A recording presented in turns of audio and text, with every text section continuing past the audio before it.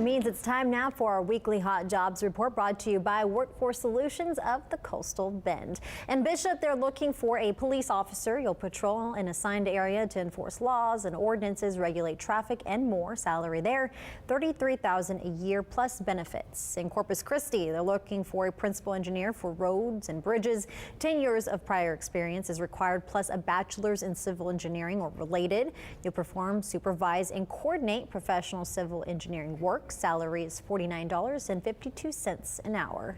In Corpus Christi, they also need a heavy equipment operator. You'll operate various types of heavy equipment, engage in construction, repair, or maintenance of country roads and bridges. Salary is $15.14 an hour.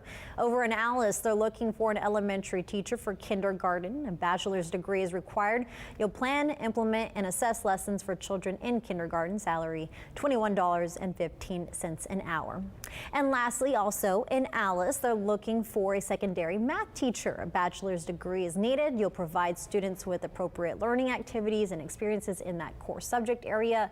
Salary between $21 and $28. To learn more about these jobs and others, contact Workforce Solutions of the Coastal Bend at 888-860-JOBS or visit workintexas.com.